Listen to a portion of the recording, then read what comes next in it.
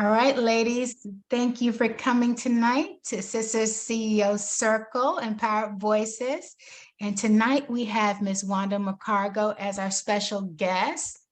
She's the CEO of Wanda's Little Hands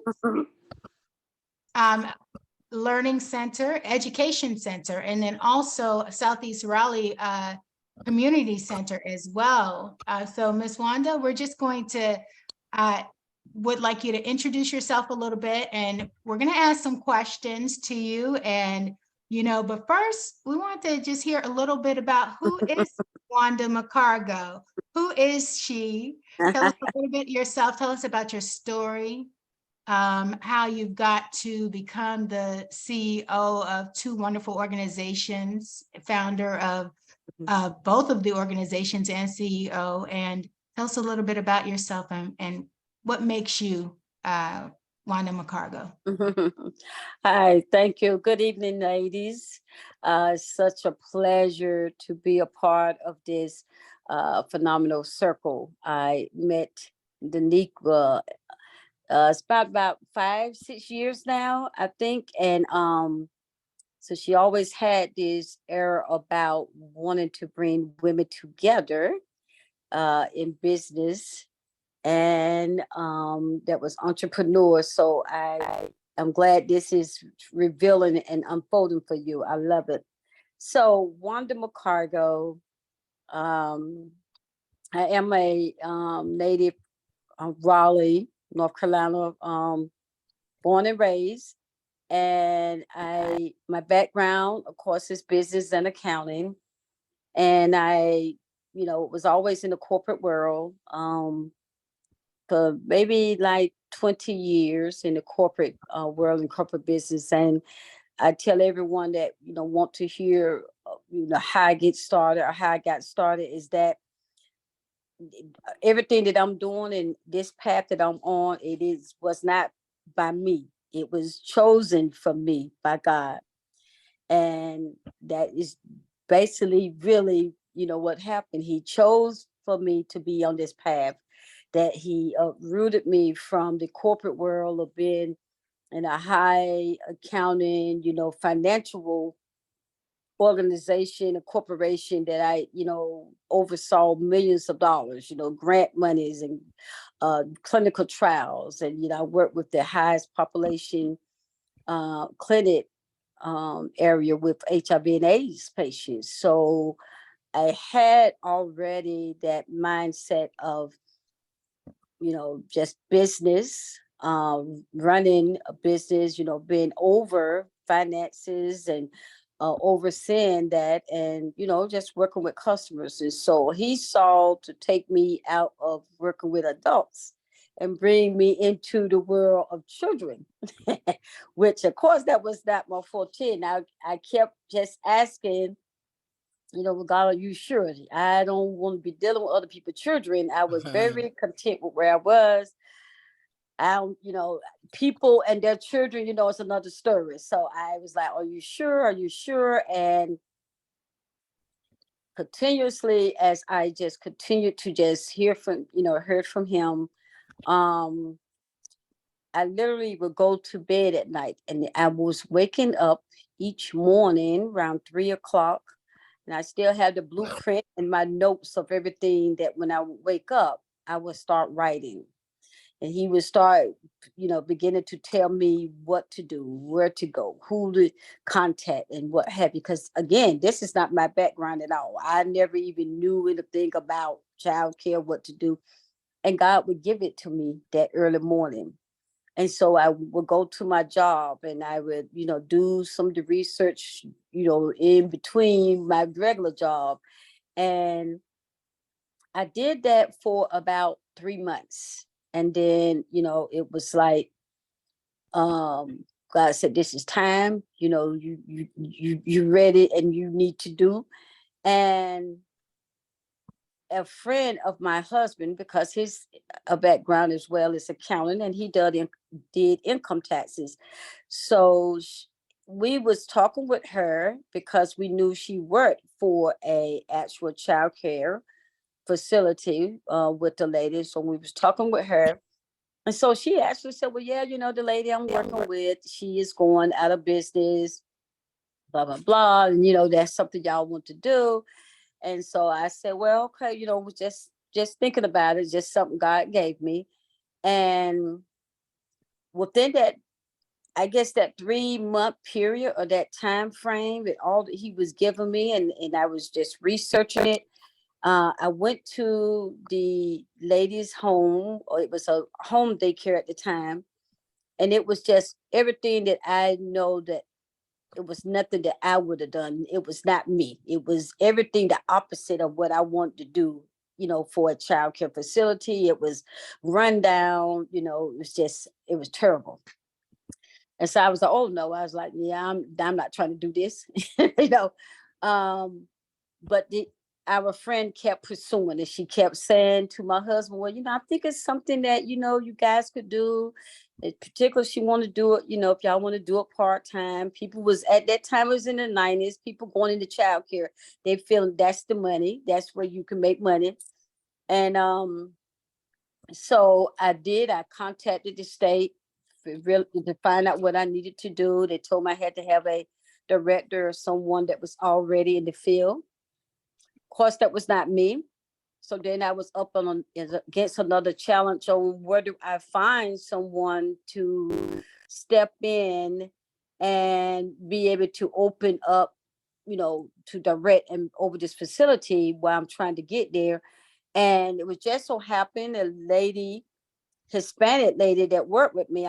First of all, I put these filler out, put a little flyer out, and she was one of our interpreters. And so she contacted me and she said, oh, Miss Wanda, are you doing this? And I said, well, I'm just trying something, keep it under your hat.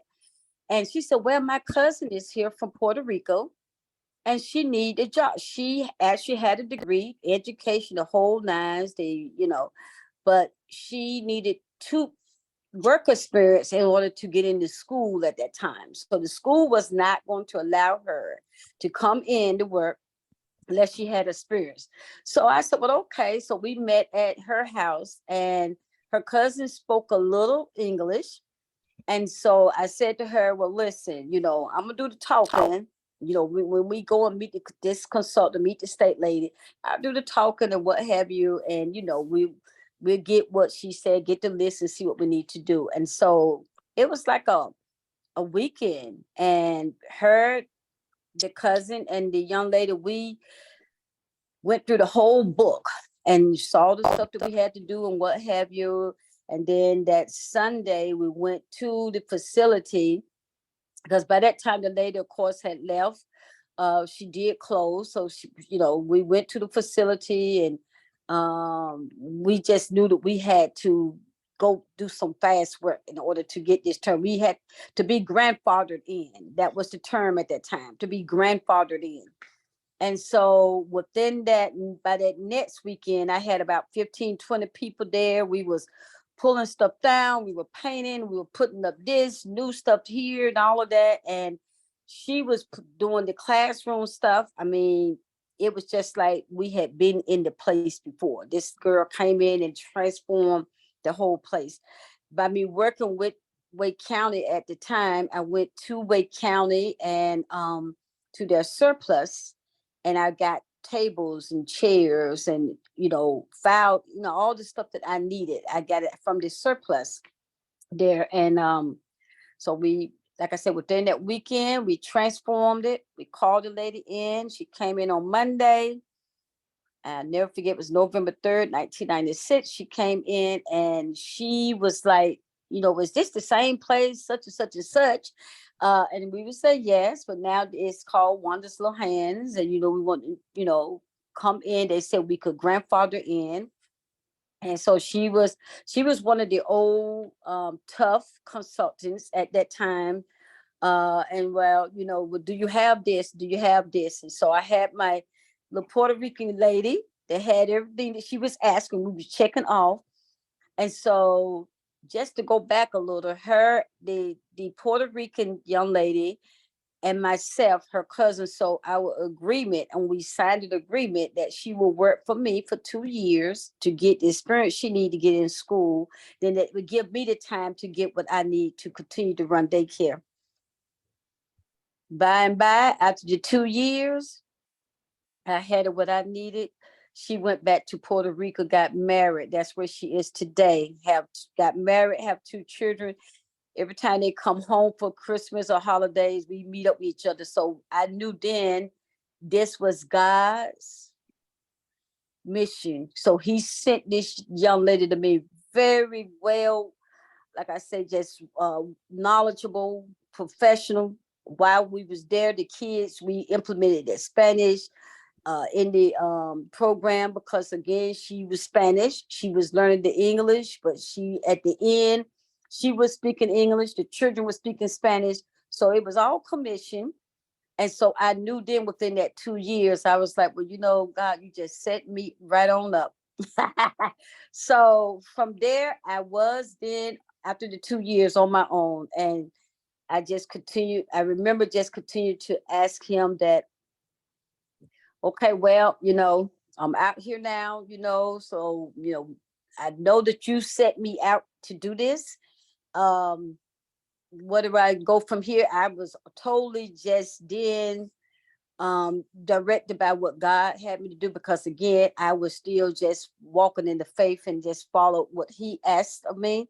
So I totally had to depend on what God said, and that's what I done. It wasn't no easy road. It was hard. Because again, I had to learn childcare. I took on a business where I had to employ. I was a home daycare. I had 25 students, 25 children.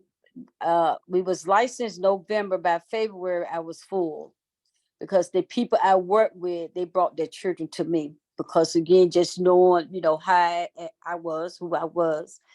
So by February, we was full. So then it was a lady next to the house that we had. Her aunt lived in the house and she passed away. She lived in New York. So she came and asked us, would we take on, you know, buy this house for her? So then we extended and expanded and put another 15 in that house. So, you know, again, it was along the way. I felt like still I was just in God's path. You know, he guided me. I still had to learn. I still had to go through the growing pains. Within the 2 years, I was I was blessed enough and already stable enough that I did not have to take any money out of my business. I really just had to make sure that staff was paid, you know, and the other overhead. So I didn't take any money in 2 years out of my business. My husband worked, you know, our mortgage was paid and what have you. And you know, so we again, we had to go through that whole transition. I remember in like my 5th year, 6th year, and I always been a person that I always knew that I wanted, whatever I was doing, I wanted to do more. I didn't want to just do what everyone else was doing. I just didn't want to do childcare, home daycare. And I was like, well, God, you set me out on this, but it's got to be more. This is just not who I am. I got more in me that I want to do. And I just remember that night with just praying, and he showed me a vision that I would have a school.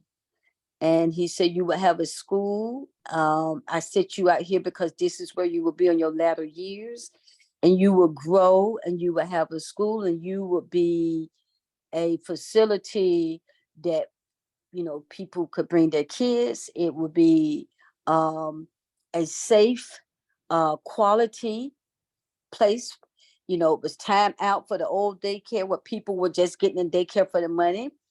And, you know, it was just packing the kids in. But, you know, it was quality, and you still going to be, you know, blessed and still be able to afford and, you know, just be where I need to be financially, you know, for my house and for my family.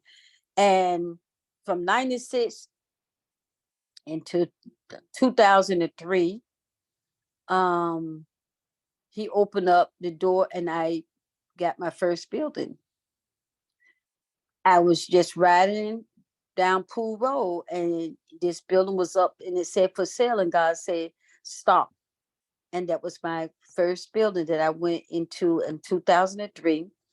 From 2003, from 2003 to 2010, there was a man putting up this whole complex right across from us. And I went and inquired about it. He said, well, yeah, I'm going to make it as a shopping mall and, have different shops and stuff. And I said, well, I would like to, inquire about some space, but I don't want to be around, like if it's a hair salon and all of this, because it's childcare and I don't want all of that trafficking. And he said, well, if you agree, you can take over this whole complex, then I'll be willing to just upfit it for you. And I said, well, I can't take on this whole 13,000 square feet building. Again, another just ordered by God. My consultant at the time, she moved from Atlanta, came to Raleigh she got out of daycare to be a consultant. Her and I clicked. And she was always, when she would come and do her monitoring visits, she would always say, I just miss having my own childcare center. So when this man approached me about that, I called her and said, hey, look, we got this whole big thing coming up over here. And you say you want to do childcare, you want to get back into your childcare, how about, let's get this plaza. And so that's what we done. So 2010, we opened this big plaza, and it's the Southeast Raleigh Childcare Center. And she's on one side, I'm on the other side. So we complement each other. I don't do infant care. She does infant care. She doesn't do pre-K or school age. I do all of that. And so, it's always been that myth that we can't work together. And, sister, we can't do because, this one might think you're going to outdo them or what have you. But since 2010 to current, we are still there. And so we had people who was like, oh, how y'all do that? And why you? But again, when it's commissioned by God, and I saw that, so I sat down one day and I was like, well, Lord, every 7 years, you just been blessing me.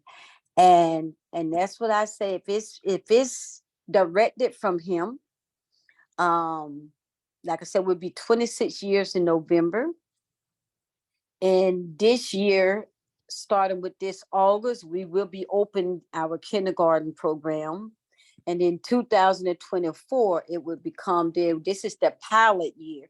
Then it would become our charter academy for Wanda's Little Hands. So everything he showed me and along the way, and just what I had to do to just get me where I need to be. Because I had to grow into this. Like I said, it was nothing, was not my plan. And so, but to get me where I needed to be as far as steadfast, just groomed purposely on what he wanted me to do. And I just stayed faithful to that. Like I said, sometimes it was hard. Some, things was hard, and I stayed faithful to it. And now it's just like he opens up the door. You just say, well, it surprises me. Sometimes I tell people I'm afraid. Sometimes, well, I'm not afraid, but I'm just like, oh God, what is he gonna do now? Because I feel it. My 21st Century program, my nonprofit, I established that and brought that in 2012. We are 3-time winner of a grant, 21st Century grant funding, 3-time. So that's been operating from 2014 to current. We just received grant funding from United Way of $50,000, Coastal Federal unit for $13,000. So it's him. And I know it. I don't take credit. It's every piece, every hand, every puzzle, every mold. He just orchestrated, and he just continued to allow me to be faithful to him.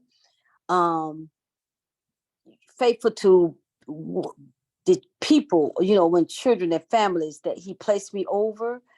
And that's, that's who I am. That's Wanda McCargo now presently, who I am and will have come to be, just purposely created to be. I thought I knew what I was purposed for, because I love financing and accounting. That was my thing. That's what I enjoyed doing. And so now I'm still on that end doing that, because I oversee, $400,000, annually for my grant, for my 21st century program. Wanda's Little Hands, we gross in $1 million or something, annually. So I still overseeing that, but then I oversee, a whole just corporation, and, people that work for us to allow the daycare or our education facility to just continue to grow and explore. We just not the regular norm. We grow, and we taking childcare to another level. Our staff, the teachers and staff to come. We have master degree teachers from 4-year degree teachers, from specialists, family service coordinators. So we definitely, want to be at that level of quality of childcare for. So again, we started out, and then this is where we are, and continue growing. So again, this is my, I say, path of starting out with just the path on what God led me to be. In any circumstances, in any cases, people would be, afraid. I left a job that I was on for 20 years, and I tell people I was getting a paycheck, didn't never have to worry about no money, benefits, the whole nines. And so I knew that, again, if I was doing it and God kept telling me, I couldn't step out and be afraid. I mean, yeah, sometimes you have doubts, but I couldn't be afraid. I had to just step out in faith. And so with taking that leap and stepping out and not being fearful and afraid, because God said, so why should I be afraid? So I stepped out, and I would always call him back to his word and say, well, God, you said. Now, if you said it, you don't took me from my job. Now, I was doing fine. I was flying to San Francisco all over. My job had me traveling. I was doing great. Now, you don't took me from that. So I can't do anything but rely on you. My husband should tell me all the time, oh, you just, you doing this, and because I was buying stuff, and you acting like you already have the daycare stuff, and you spend the money. And I said, well, God said, that's what I'm telling him. But now God said it. So if he said it, I mean, who am I? I just have to walk in it. I can't be mediocre. That's not who I am. I remember too, when I first started, that consultant I said I had, that was the old school's rule, strict by the book, and she would always come in and say, oh, well, you don't need to do this, and they don't have to have this, and you don't have to do this for your children. And I'm like, I know, maybe I don't, but this is what I would like to do. And so I started out even with this small group of kids that I had. And I was exposing them and exploring them and giving them things that, again, other home daycares, they were just doing home daycare. And we did outside of that. And so I just knew that he said I was faithful over the little things. So then he just made me ruler over bigger, because that's how I operated. And he knew that with my heart, that I operated always out of much, and just I didn't want to do anything just on a smaller scale. And it was just time for me to step into that and do that. And he said, do it for my children. And I said, well, okay. So that's my story. That's my path, where I'm at. And I just continue to, like I said, work out of that, grow out of that. I tell people all the time, God gave me this. He put me in this. So if you ever hear that Wanda McCargo has retired, that's because God said it's time, to Right. close. And it don't necessarily maybe have to be the business, but for me. But he stepped me out on this. And so I know sometimes, things that typically normally that you would do physically, I should be tired. But because I work out of his grace and what he gave me, I don't be tired. I can do managing stuff and counter stuff. I could just do that in my sleep, and it means it's done deal. And so again, I'm not tired. In 2000, and I always get this wrong, but I think it was 2005. I got down to where I could not walk, and I was wondering like, what is going on? And I couldn't walk. I was numb in my legs and my feet and what have you. And I just was, rolling myself around in the chair. So finally, my husband said, well, you need to go check this out, And so when I went to check it out, they said, they come back and they send me to a neurologist because they was thinking it was MS. So I went to the neurologist and what have you. So they started treating me for that because the symptoms that I was having. And I was getting this intravenous shots that I was going every, I think like 3 months, and they was intravenously giving me this stuff, for the MS because, like I said, I wasn't walking. And I just said, I was in that place that day, and I said, you know what? I was like, God, now you don't put me out here in this whole world, and then if you said this what I got, that's what I got, but I don't even know how I'm gonna be doing all you don't gave me if I can't walk. Now you don't gave me this. I said these shot. This is $300 something a shot. I'm gonna be broke before I even finish.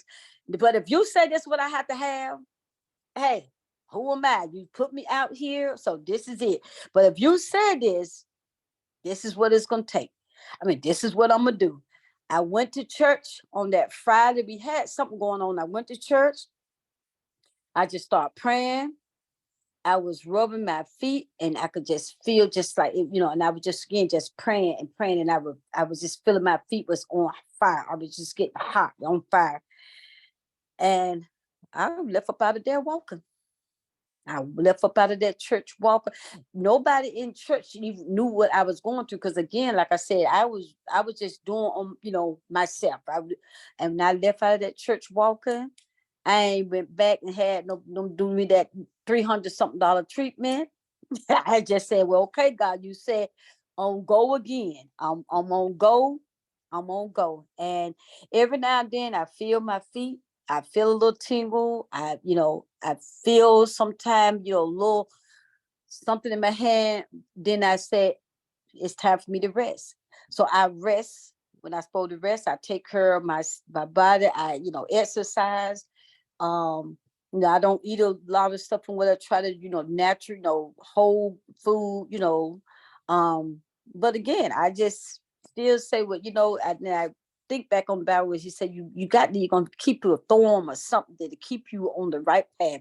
So I'm scared to do anything different because I was like, okay, well, God, you just got me. I don't just sold out. He just got me. So nothing I can say. I'm just so completely out.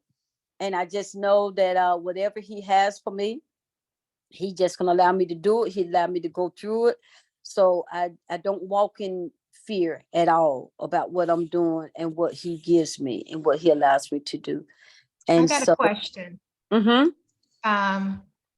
Wanda, now through all of this, right. You're pretty much the only one that is in your family or around you that has a business, right?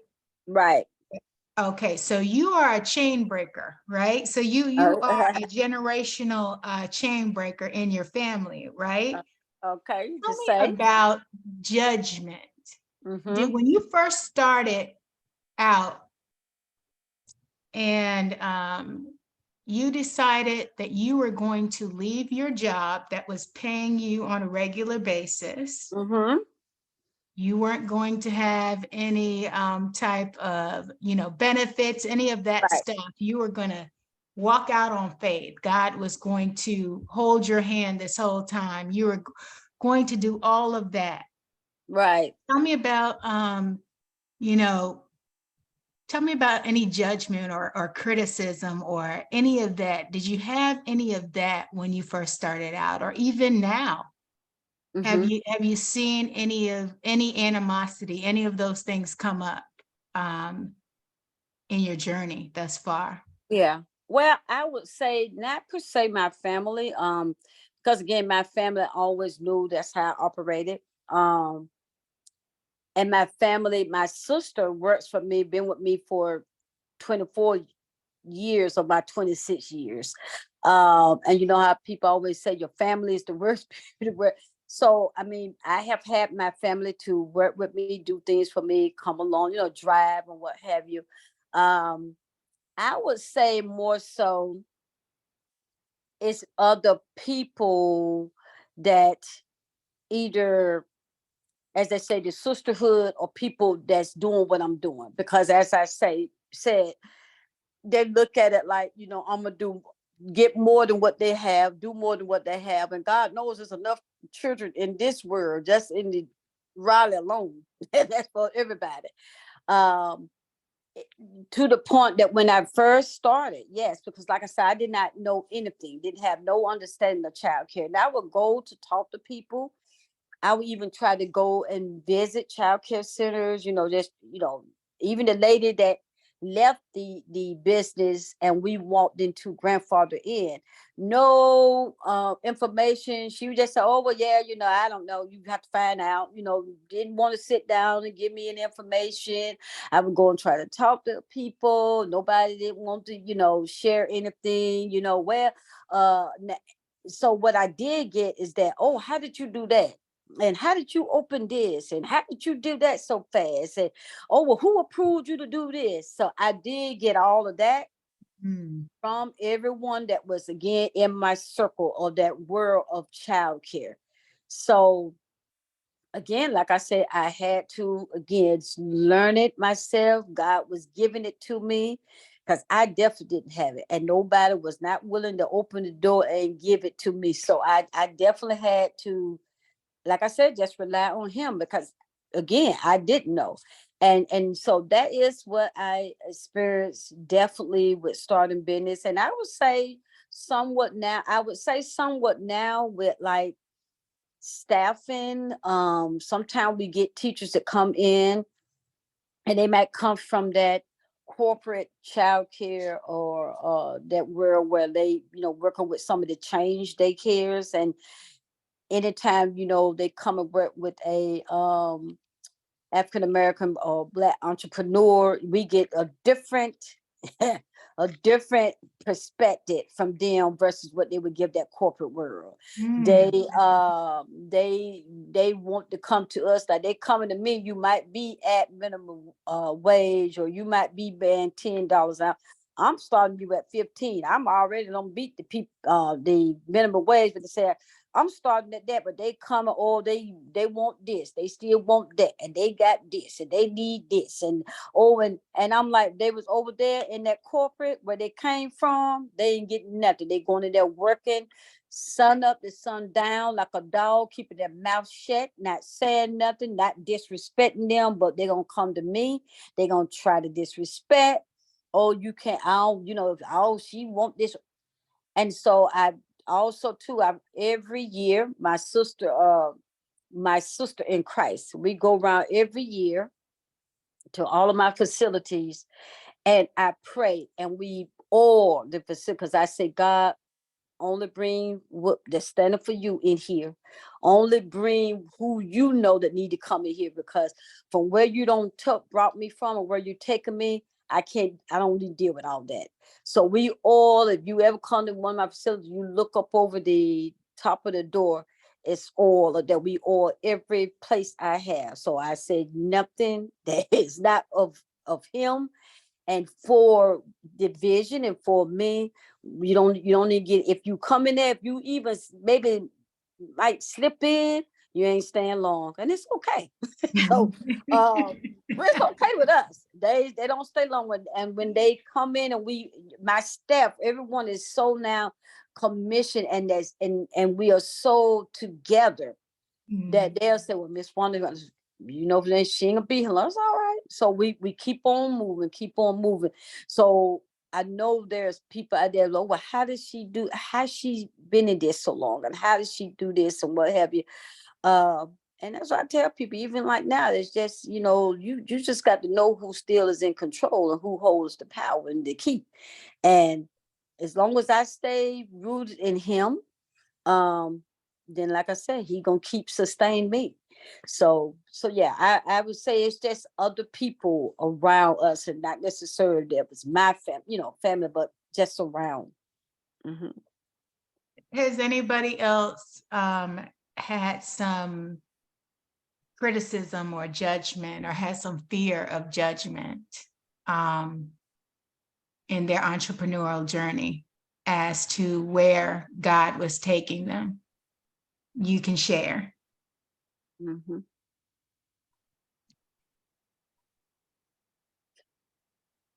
Jamika? Um, I guess fear is just starting out because I didn't necessarily have anybody in my family, Mhm. that has successfully pursued being an entrepreneur where they were doing it full time. That was their primary source, of income. So my mama asked me, was I crazy? Because I had Mhm. did 2 years of nursing school, and she's very old school. So, she was so happy when I finished nursing school. And so she's like, are you crazy? You just went to school, and now you're going to start a job. And I was like, Mama, I got to be free. I went through that whole thing. But again, her being old school, and she's like, you did so much to get through school, and now I wasn't, like directly using. I'm like, no, Mom, I'm starting my own business. But I was glad that she was able to see some productivity, like once she kind of started seeing the benefits of it, and me being able to do more stuff with the kids, which is what I wanted to be able to do, she kind of lightened up. Otherwise, my dad has kind of always went through it, but she was pretty impactful on my decision making. So not that I didn't have her support up front, but she had a way of saying, like, I see what you're doing. I don't like it, but I'm still your mama. So until I feel like she, kind of started seeing that it was something that I don't think she ever thought I couldn't do it, but it was new to her too, and so I think it was Right, just a little challenge for her to embrace a journey that she wasn't necessarily going to be able to help me on. right. So Yeah. Mhm. let me ask a question to Crystal. How do you cultivate a mindset of resilience and perseverance in the face of setbacks? Because there's been some setbacks, that we've all had some setbacks, and we thought that things were on the way that they're supposed to be. How do you maintain that resilience? Pray, a lot of prayer, some tears sometimes, Mhm. and my just my overall faith, Mhm. and just knowing this too shall pass. Mhm. It'll pass. While I'm in the moment, sometimes if you're in the moment, or if I'm in that moment, I'm like, when is this going to pass? But I gotta go through it, and then I can look behind me and say, this too shall pass. It did pass. So, but it's just when I'm in that moment, um, and I pray, and and like I said, a lot of tears, some tears, Mhm. a lot of tears some days. And but when as I look back, I can look back and say, this is why I'm doing what I'm doing. So Mhm. Did you ever hesitate um, to do what God was calling you to do because of, you know, being afraid to step out, being afraid? Was there some hesitance there at all? yes, there was some hesitance. Yeah. Um, the lady was saying that her mom um, is old school, and my father is old school as well, and um, he used well, don't you think you're too old to do? Mhm. And I said, well, your old is not my old. So um, and it made me hesitate. Um, when he said that, like I said, I have more years behind me than I do in front of me.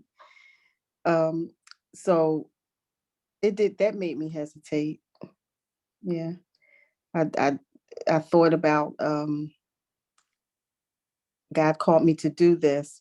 And then I know he's old school. I know that for a fact that he's old school. So I do have other family members that are entrepreneurs, but in different aspects, law and other things.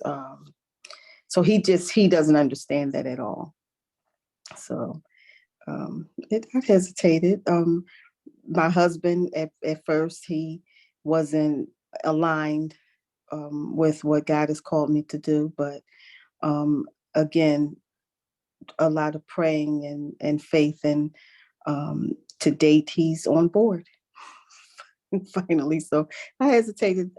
I hesitated a lot. I'm not going to sugarcoat it. I hesitated a lot through this journey, but I'm still here. So. What about you, Dawn?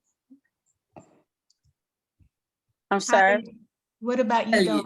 Yeah. Well, it's a little different for me because I have not completely let go. I still work a full-time job as well as running 2 businesses. And the reason I do that is because what I'm doing in nursing right now, it needs to be done working for who I'm working for. It's not something I could just undertake on my own. But as for the CPR business, and as for the vitamin and supplement business, I didn't hesitate. And actually, I have a cousin who asked me to be involved with both. He's in New York, and he had a health and safety business, and he wanted to know if I could help and spread his business by doing it here in North Carolina. He said, well, you would have the South. You'll have North Carolina, you'd have Georgia, you'd have South Carolina, so on and so forth.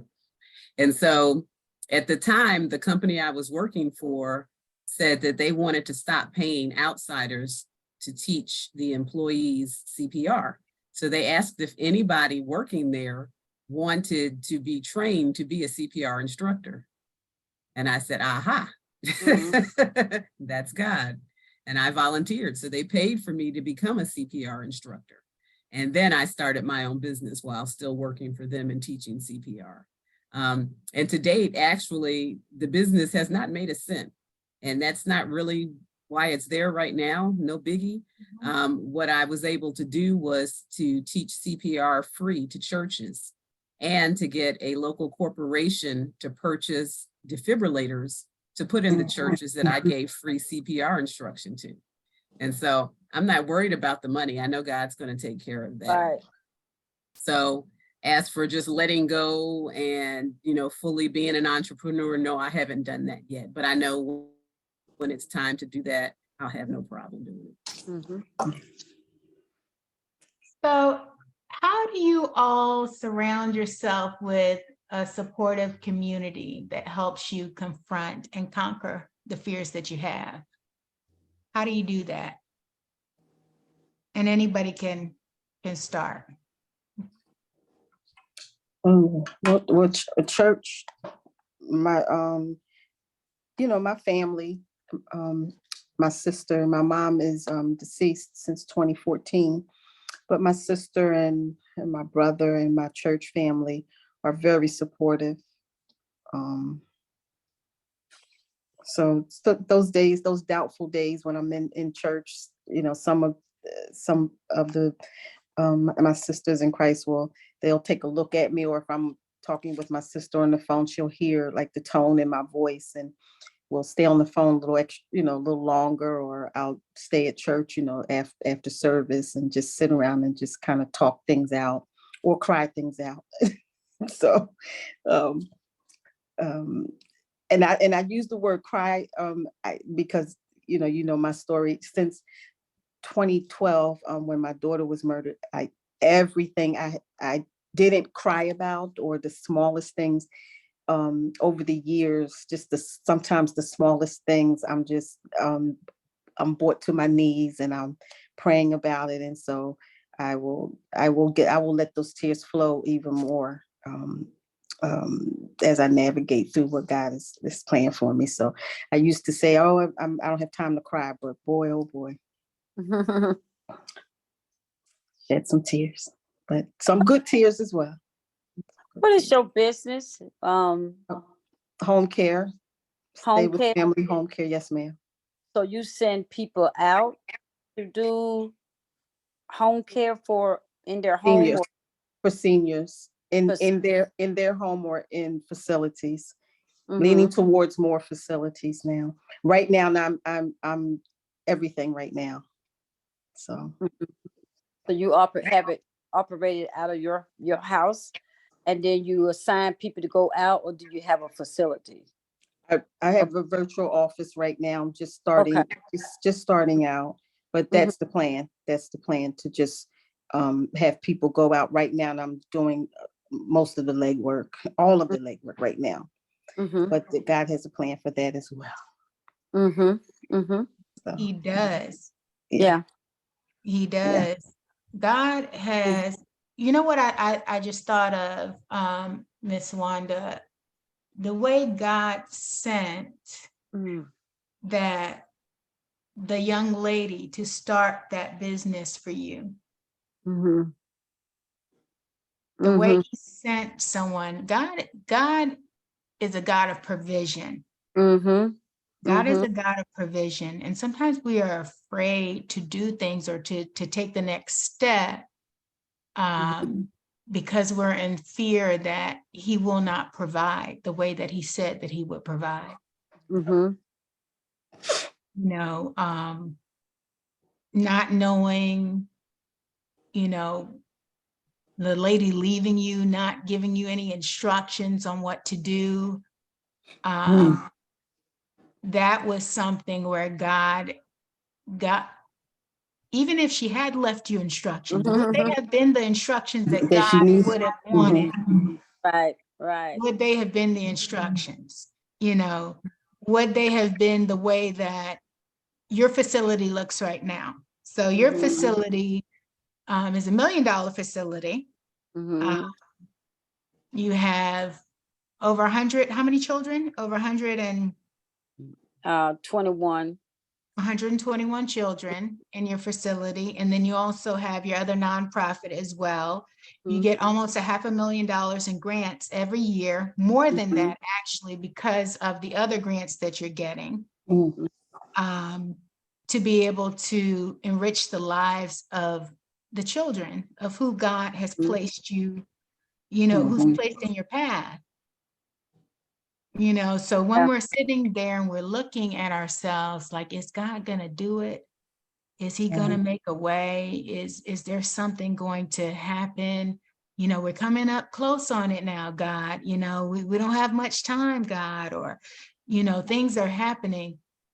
It's just that we look back and see what he has already done. Yeah. What he has already done. Look back and see how he's already maneuvered so many things, opened so many doors. You know, there is, and then he's closed some doors too.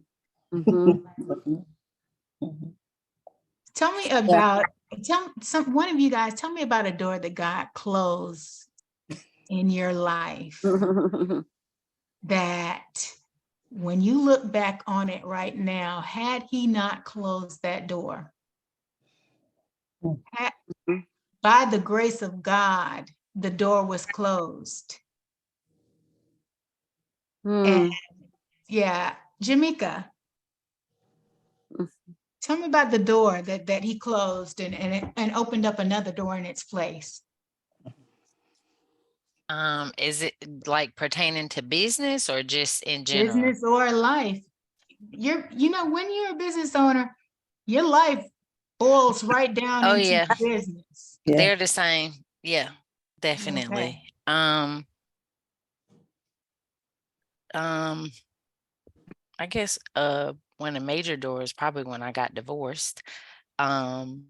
we had been married for like 8 years. I got married young because the church told me I was going to go to hell if we screwed first. So I'm so serious. That's what they told me. And I was like, Lord, I don't want to go to hell because I didn't grow up in church. And so that is really what was in my head.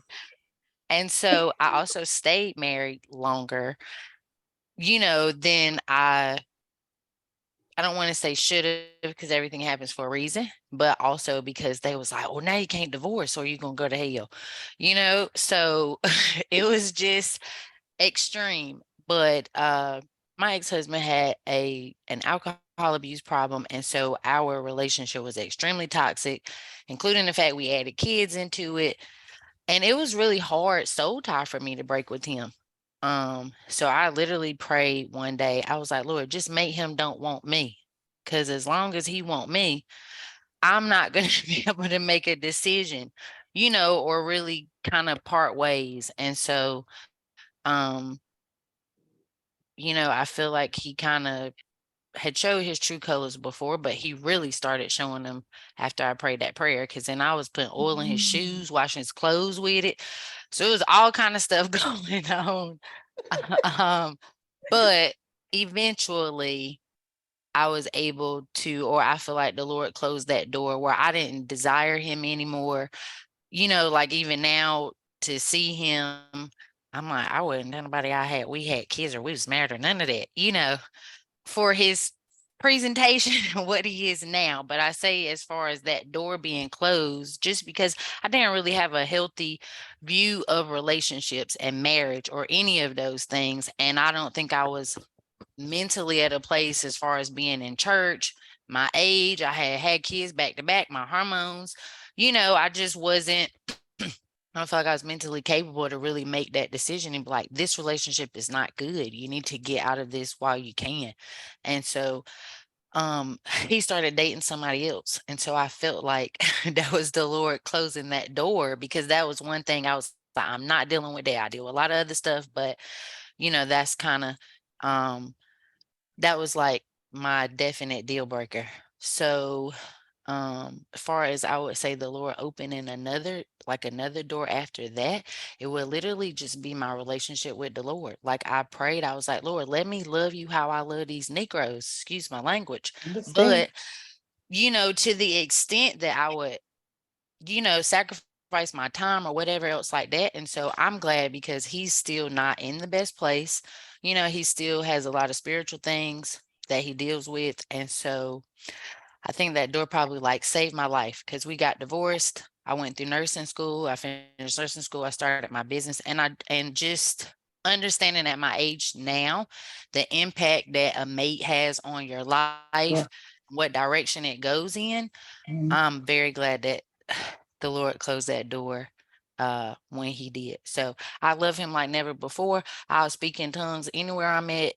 Like my current boyfriend, he knows if I get upset and he'll get the fussing or whatever, I will speak in tongues. I'm like, don't talk to me anymore because I'm trying to do right by God, but I would not have been able to develop that relationship with the Lord Yeah. if, it wasn't cut off with him, where I was like, I need to love you like I be living, and it's going to be returned and reciprocated. So that would be a major door. I would say that was closed. That's good. What about you, Miss Wanda? I would say, kind of in the lines of what Jamaica was, and that when I was younger and I was working in corporate, my son's father, the same thing, just Lord knows everything had a hole. He was there. Them Coretta, they was white, Mexican, it didn't matter, whatever. If they had a hole, he was there. So I think that I was thinking, I just, once I met my husband, and those two was actually from the same camp from Lewisburg, and so they knew of each other. And so I just, God bless his soul, he ended up with, prostate cancer. So he passed down, my son's father. But I was glad, you know, again, like you said, that God just closed that, because I know now where I'm at, or I would not have been, I would have been fighting, always been dealing with that joker with somebody. I mean, you know, it was just always somebody. So I thank God that, yeah. So sometimes I think in our life that even, especially when we set out to do what God, his will for our life, that he will, you know, like I said, it's his timing, cut things out. He would, you know, just cut things out of your life, you know. And so we just have to, like you said, if be just honest and true to ourselves, that okay, well, you know, we gonna want it, whatever, but when God do the cutting, we better just let it be and then go where he have us to go. So I knew that was a part of my life that, yes, if he wouldn't have done it, and I don't know where I would be. I know I would not be where I'm at today. I won't be on this path, because it was always with him dealing with some woman, you know, this, that, the other. And so I even think in his older days, he was, you know, dealing with still just women, you know, even with dealing with his health. So I just thank God that, you know, like you said, you look at that kind of stuff now, you know. And so I thank God that, yes, that was released and was, you know, taken away from me. So then I could be focused on where he allowed me, you know, wanted me to be, you know, wanted me to go. And so I tell people now, the husband now, even with where I'm at and what I'm doing, I thank God for him bringing him in my space in my life, because then that allowed me to do that. God know who to give everybody to. So I don't have to worry about all of the cooking and all of this. And you know, he is okay. He's content. He didn't have to have all of that, you know. He was raised by his sisters, so he knew how to cook, he knew how to wash.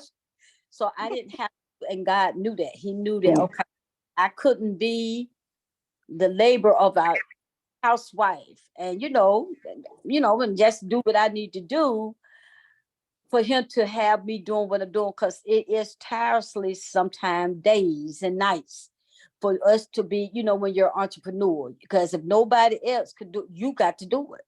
I mean, I had to do everything.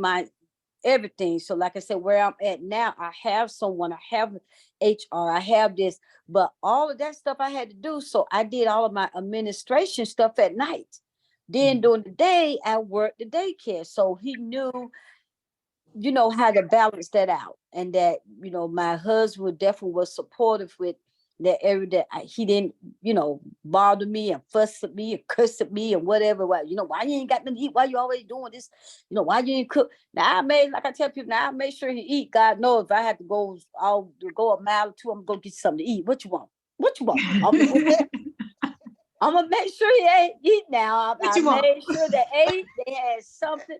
I might not cook it, but what do you want? I'm getting up going to get it. Yes, Lord. So What you want, I got what you want. I What you got need. I'm gonna do that. So That is I'm what's gonna do up. that I now. love it. I'm gonna make sure I take care of what, you know, I need to do in my house. But so you just look at those things that, yes, that God brings, you know, to you, to provide, you know, the provision for what he needs for you to do and where you need to go, you know. And Dawn, same thing. A door that God closed to So the allow door- you to get into a place where he needed you to be. Tell me about the door. The door was the last job that I had. And I was there for 9.5 years. And I did everything they always told me to do. And they paid me well. But they made my life miserable. And I kept just taking stuff from them, you know? And then it got to the last straw.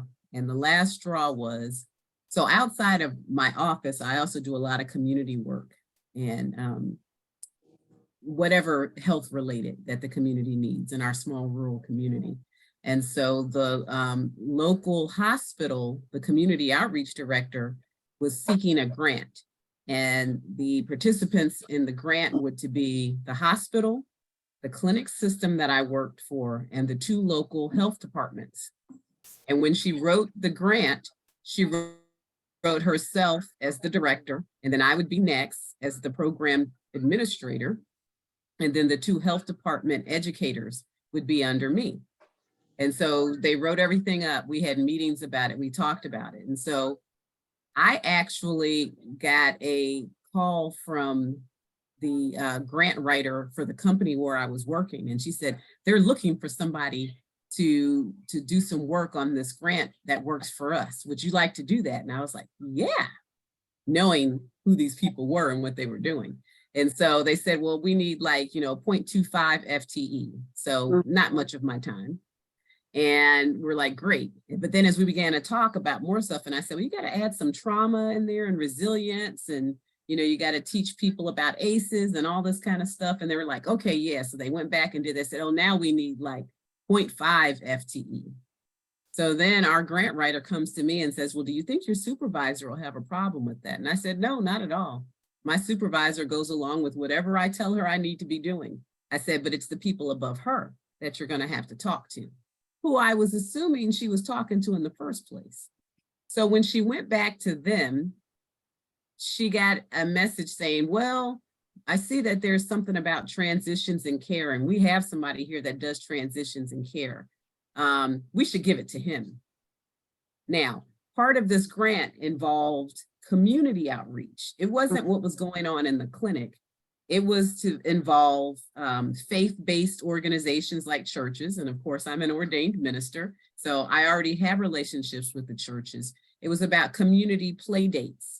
These things were going to be happening on weekends and after hours. So it really was not taking time away from work. And I even told them that. And they finally at the end came down and said, yeah, we're going to go with Ryan. Ryan is going to be the one.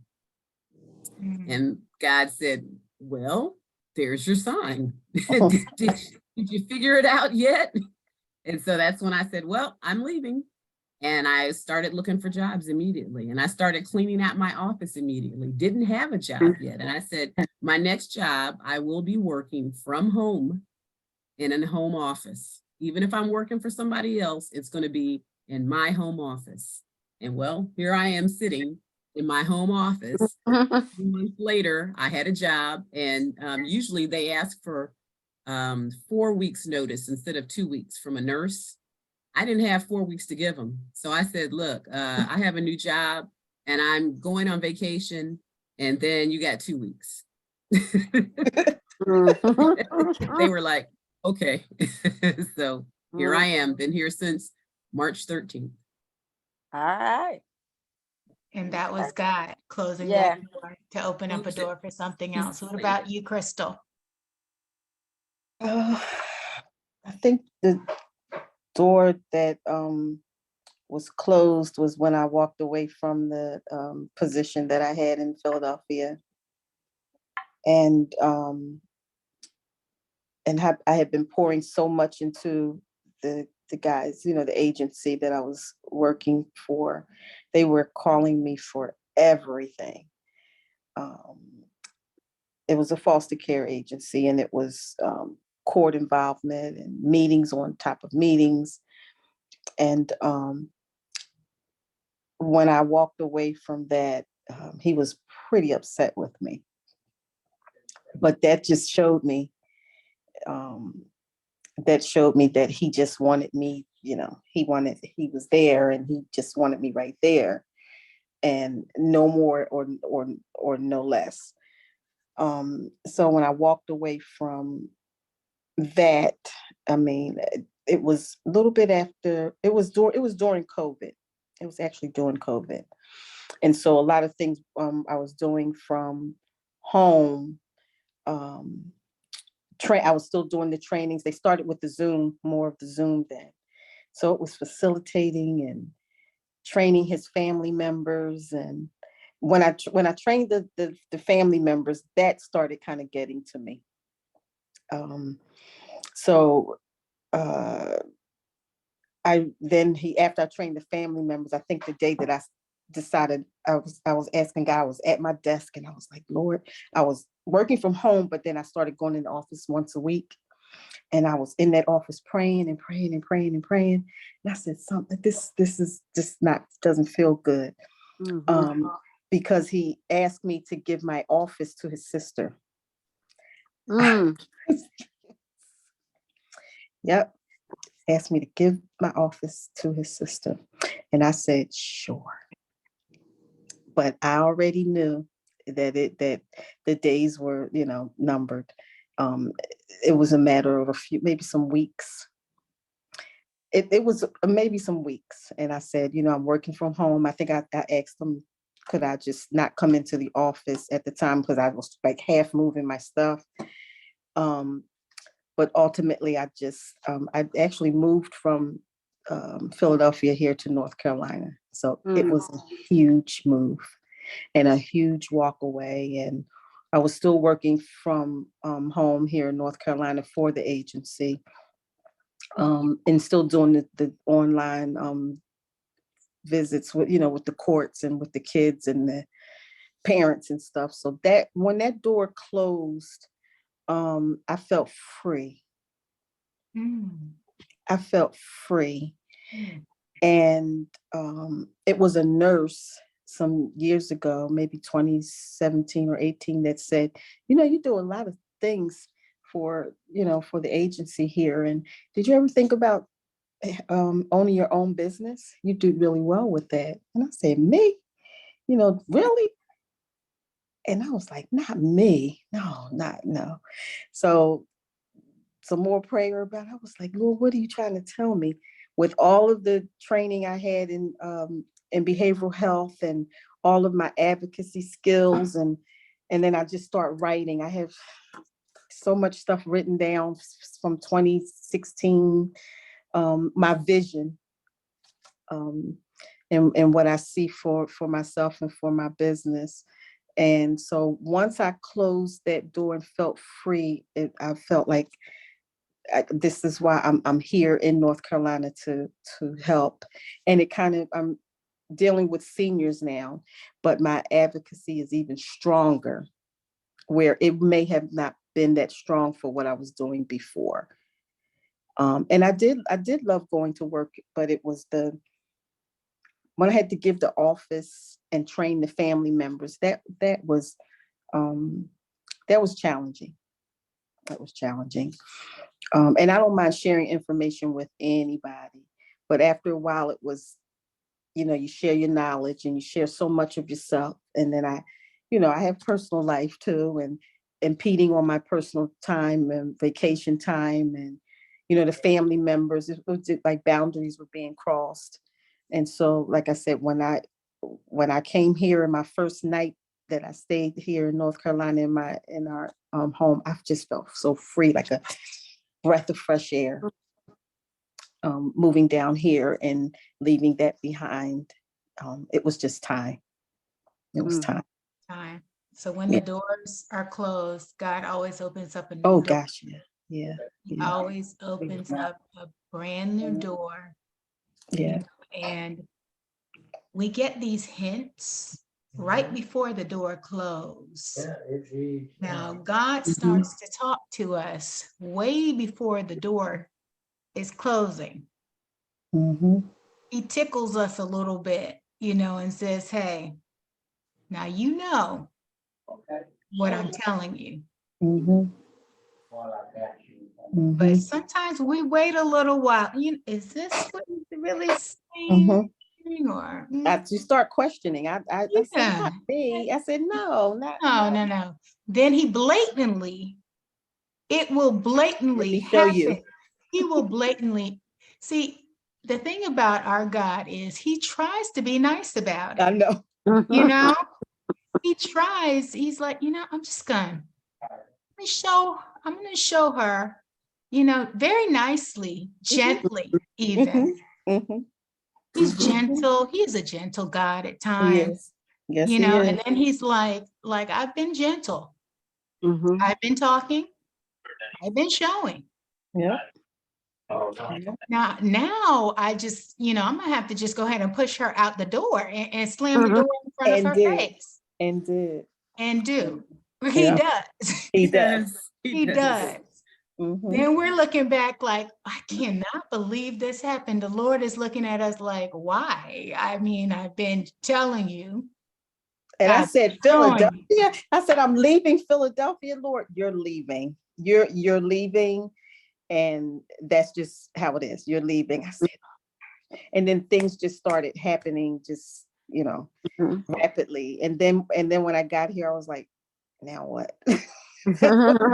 Or now, what do I do? Well, okay, I'm Yeah. here. I was obedient. Now what's Yeah, next? now what? Yeah, that you did. What's the other part of the plan, Lord? I did that part. So, so there's more to come. I just look forward For to. me, I'll share mine. I was in corporate America. Gosh, over 20 years. And I, through a series of craziness, all kinds of life things going on, I got sick. And through that, I was, on bed. I was in the bed. I couldn't get out, similar to Miss Wanda. I was sick. And then started losing everything. I found out that this disability that I thought I had, that this corporate company gave me, they only were, at the time, I didn't know much about, about all of the different things that you could get, but I knew I got what I could get from my job.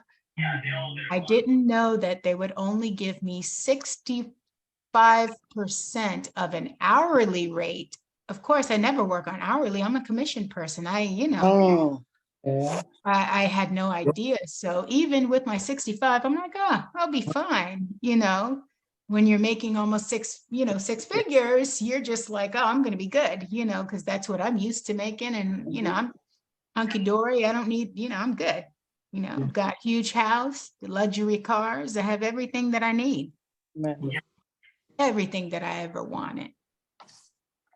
But when I started to lose everything, and when I got my check-in that came in and it was less than my light bill, because they gave me 65% of an hourly rate, I was like, well, what's happening here? Mhm. Well, this must be a mistake, because this isn't what, and I had to call and find out that, oh, well, you can't get what you were making. That's not what your benefits say. You got to look at your benefits. You got to take a look at that stuff. Yeah. You got to read in between the lines. This is what you get. So I'm like, oh Lord, I better start feeling better soon so I can get back to work. I needed to start feeling better soon. Mhm. Well, the time that I did start to feel better, I heard God say, you're not going back. Mhm. Mhm. You are not going back. You will not be going back to work for anybody else ever again. And that's where the fear set in. That's when the fear set in, because all I had was a name for my company. I didn't even know what my company was, but I know I heard God say the name in my ear. And I was like, so how do I set up something that I don't even know what it is? I don't know what my company is, but I know the name of it. And from the name, I started to figure out, okay, what it was. I started meeting people. God started putting me in rooms with all kinds of people. And I would meet people walking across the street. I would meet people at the hairdresser. I would meet people. And these weren't just normal people that I was running into. These people were government officials, CEOs of large companies. They were, they were leaders. They were people that, you don't just run into and just, and they started steering me into what I was supposed to be doing. You know, and I started figuring out, okay, I'm good at meeting people. I'm good at meeting people. Okay. I'm good at collaborating on things. And God would give me a passion for something and I would not let it go. I would think about it over and over and over and over and over again. And I wouldn't let it go. If it was something that he put in me to do, I would have to work on that thing. I'd start reaching out to people. Hey, I need to get this thing done. And I would make my, my case. I learned how to make my case. And once I made the case, I was able to get people to go ahead and agree with what it was that I needed, right? Agree with it. So God shut the door on my corporate job and opened up the door to something so much greater. I can't even tell you how many miracles God has done in my life. It's been countless. One day I'll sit down and write them all out. One day. I'll have to go pick up the book now. But I'm still writing my story. So and we're all still writing our stories, right? Yes. So as we write our stories, he keeps on, the pages keep turning, the chapters keep turning, and we'll have another book out of us, another one, and until it's time to see him, until it's time to see him. I want some final words of encouragement from you guys. What final words of encouragement and empowerment do you have for women of color who are striving to overcome the fear and pursue their dreams and their business and in their lives? So one thing from each of you.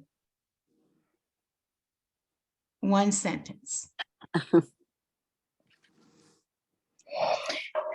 I think during those, as I said earlier, during those challenging times, just know that, this will pass. This will pass. That's what I stand by, when I feel nervous about something or it just, feels out of the norm. I just repeat this too shall pass. This too shall pass. I would like to say that God does not give us the spirit of fear, but a power of love and of the purpose that he created us. When we receive from him, as each of us have talked about our journey and our love of God, that once you start having that relationship with him and you connect with God and ask him of your purpose, when you start working out your purpose, the fear is not going to be there. So that's why I was saying, like, when I started, I felt like it wasn't fear, but it was just more of an anxiousness. Like Anxiety. I don't know. I'm just, but you say it, but I was just anxious.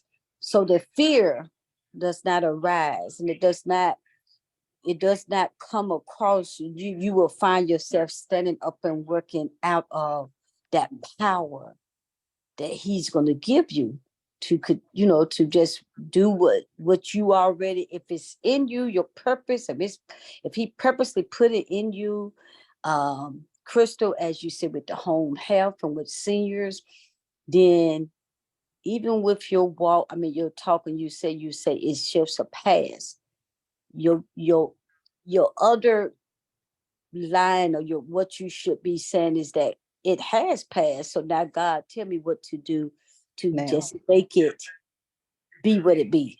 Because sometimes we hold on to that and we don't get ourselves we don't move past. If it's been, a while, you got to move past on where you said it shall pass. Yes. It has passed. So now move into what he needs you to be. Dawn, like you said, you're doing two things or what have you, and with your job. And you're right, once that, and you said you're not going to be fearful, or you know that once the time is right, you're going to step into it. You're right. He hasn't really kind of brought it to core, but when it is, and when it bring it right, and with, like you said, your knowledge, and I just heard in your talk and what have you, just you already your confidence of what you do. And like you said, from the other job, they knew you had it. And sometimes people are fearful of what we know and what we have and what we could do. And so once he give it to you, you're gonna take off. And Jamaica, I never found out what you did. What is it that you do now? Short and long-term staffing, so like a temp agency. Okay. And see, now I need you. I'm gonna get connected with you, because again, when he give it to you, and like you say, your dad and your mom, your mom is gonna be supportive. Mom's always supportive. Your dad saying, "Well, hey, what are you doing?" But if that's in you, you sound to me like a people person that yes, you like to connect with people. And so staffing and what that is exactly, you get into a circle of a pool of people that need that. Childcare definitely need you. Teacher, we need people that can always, because that's an in and out door, revolving door. And so you connect with that. You just connect with that, whether like I say family or not. You connect with, like D'Amica said, God just start connecting her with people, because she is a people person, connected and a networking person with people that can just take her and put her into that leadership or networking collaborative person that she is. You just connect with that. Every place, everywhere you go with staffing, if you connect with childcare, then from that network, that's another group of people, because that is necessary, that's needed. So I think again, God, he allows us to just look into see what it is that he already have placed in us. He wait on us to decide, well, okay, yeah, God, I can do it. I can do it. Because if you said, like I told y'all, I just called him back to what he said, his word. Well, God, you said. So if I fall, which he's not a God of failure, if I fall, but God, you said, because I left this. Right. So the fear wasn't there, it was just anxious. I was just like, well, I hear what you're saying, but when is it gonna come? His time is not. But when is it gonna come? And he kept on just moving it. It was out of my hands. So when we just again start looking at that, put ourselves there, and I'm sorry, D'Amica, I know I went over one Oh, no, you're good. You're word. good. We're But good. put us in that, we're gonna take off. And I like I said, the fear don't want to hear. would take off. Oh, yeah. I love listening to Miss Wanda Me because too. she's got a lot of wisdom. Yeah, when you She asked has the a lot of question, I was wisdom. thinking, I really want Miss Wanda to talk. You asked the question. She does. She has a lot of wisdom. Yeah. And when you hear that, that's something that you can glean on to. Yeah. You can hear God took her through some Yeah. different things, but he always provided. Yeah. Yeah. And if you take him back to his word and you say, let me tell you, God loves to hear his word now. Yes. Mm-hmm. He loves to hear his word. Tell me who won't stand to attention when you speak that word to him. That's right. You talking to me? That's right. Oh, you talk. I did that. Okay. Yeah, I did say that. That's I right. did say that. I did say that. I did say that. Okay. All right. Look, angels, go ahead. Go do your assignment, because this girl just went ahead and reminded me on what I was. Girl, I had forgot. I'm so sorry. Let me go ahead and get you right. That's right. That's right. Because he's just getting us right. He wait on us, and everyone know their walk, and we all know time what we have to do to release and do things to get us where we need to be.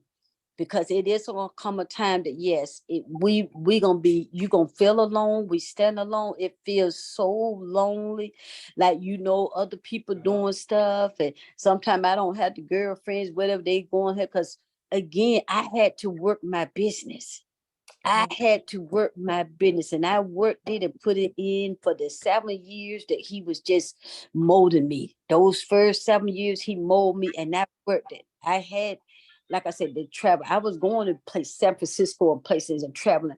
I had girlfriends who go, but I had to stop that. So he had to work me.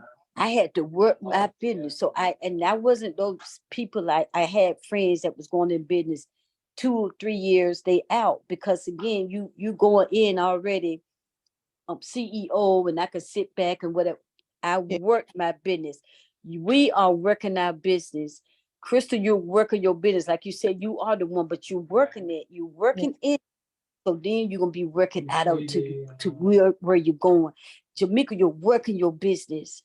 Don, you're working your business. He's giving you that time to, and I was on my job. I was placed in my job, and I worked my job for 6 months, even after I left, and I did it. I trained people that came to my daycare, and they kept me on payroll. I said, they got to come to me. And I trained them, but I worked that job for 6 months because, again, God had me to align.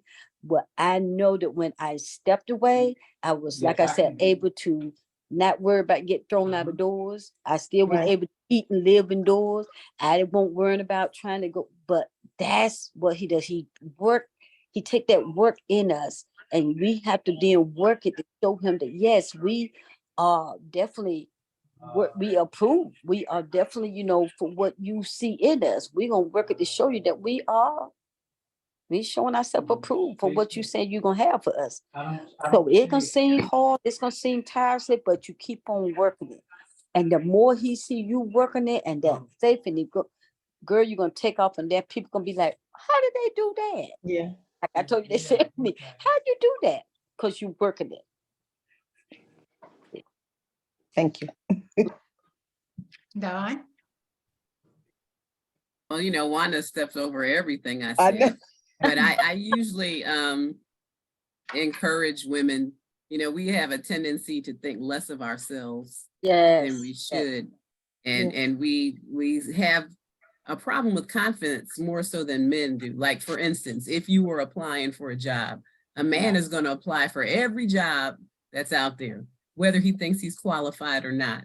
But women, we tend to stay focused on what we know we can do for sure. Yeah. We don't want to go outside. We don't color outside the lines too well. I say, do it. Just go for all of it. Shoot your shot.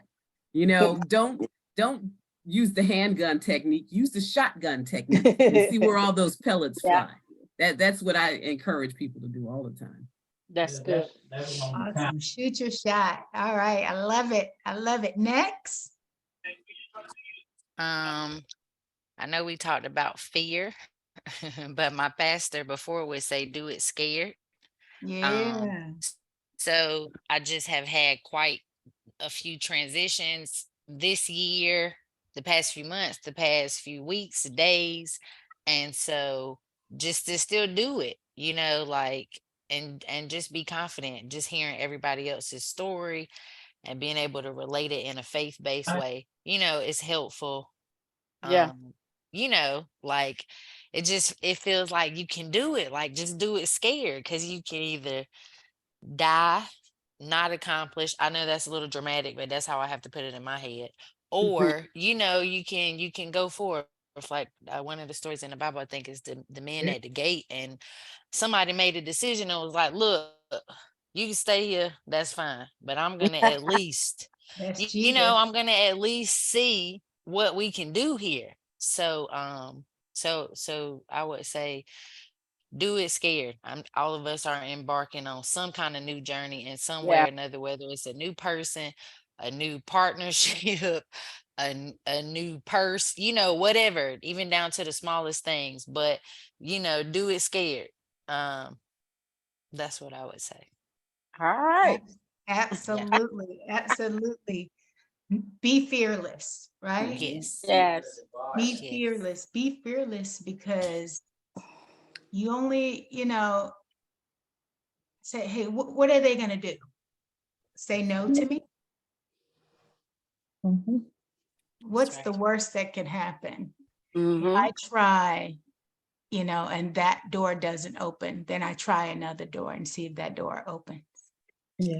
I keep trying another door, because the doors that don't open are the ones that aren't supposed to open. because we don't even know what's behind that door that didn't open. God is protecting us. If Mhm. you are his child and you see that door does not open, you bet to know and believe there was Mhm. something wrong Yeah. there. Mhm. If you were in the middle of something and everything looked great, and all of a sudden that door did not open for you, there was a reason that door didn't open. God was protecting you. Mhm. Okay, so there's something there. He's always, you know, 2, 3, 4 steps ahead of us every single time. Yep. So when I see something doesn't work, I'm like, what did you do, God? What was there? What was happening? And I see it with my clients. I see it with the folks that I help to craft their visions. If a door doesn't open, there was a reason that the door didn't open. Yeah. And I said, "Oh, let's go to the next door," because there's a reason behind that. And it's always God protecting you from something. Yeah. You know, he will deliver you to where you're supposed to be. The right people were in the room tonight, right? God always sends the right people in the room. You know, I was telling Jamaica earlier, I shared with her a project that I was a part of. And this project was with a $1 billion company. And I was the one that reached out to them. And I pulled every single member of the project together. I had no experience, zero experience in what that project was. But I knew what I could do. I knew I could be the coordinator. I knew I could coordinate people. I knew that I was able to bring people together. And that was my experience. I was the project coordinator. I coordinate the project, Mhm. right? So I reached out to some of the heads of those companies, and guess what? They answered. They answered, and I have the papers to prove it. You know, so they reached out, and we pulled this project together. We pulled this thing together from me not being afraid of someone saying no to me. No. I showed what my gifts were, Mhm. because God gives everybody a gift. We got multiple gifts inside of us, multiple gifts. Everything that you have to accomplish what you are set out to accomplish, he has given it to you, and you already. Now you just have to cultivate it. You know, sometimes you have to practice on it. It took Ms. Wanda 7 years, her first 7 years, to get her to a place where she knew he was taking her to the next step, right? Mhm. You know, Don, how many years it took you in that job before God moved you over into another place, and he's taking you somewhere else now. So, you know, Jamaica, how many years did it take you to get to where you are? You know, same for you, Crystal. God works on his timetable, but it's the right timetable for you. Mhm. It's always the right timetable. You know, and all of these experiences that we go through and we have, it's all going to be for the next thing that we're supposed to do. The reason you went to school for 2 years, to nursing school for 2 years, is because now you have a medical staffing company. You know everything about nurses. You know how to connect those. Now you're branching off into more things, right? You know, the reason you, Miss Wanda, was in finance is because you were going to have to manage millions of dollars. Right? That's the reason. Okay. The reason, Crystal, that you were in social work was because you were advocating for those that were innocent and less, you know, able to take care of themselves. That's the reason why you are now working with the elderly. You, Don, the reason why you were able to be chosen to be on all of these things that you were on is because you are a community advocate. You're able to pull things together. You're able to move things. You're able to create different types of projects. You're able to set all of these things in place. Churches would not have had, you know, those resources, life-giving resources without you. There's so many things that God had been setting you up for to be able to pull you into where you're supposed to be. All those doors close so you can get to the next place. And then another door is going to close for you to get to another place. And then it's going to keep rolling and going and going and going. So, you know, when we're looking at fear, we just got to know. We're going to go back to Ms. Wanda. We just got to know.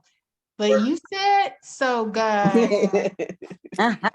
You said it. Okay, so on that note, ladies, thank you so much for being in the Sister CEO Circle tonight. You're for welcome. Empowered Voices. I enjoyed you ladies. Love your lives. All right, and talk to you next week, Wednesday, same time, Yes, ma'am. same channel. Everyone be blessed. See you later. Good night. Bye. Good night. Good night. Good night.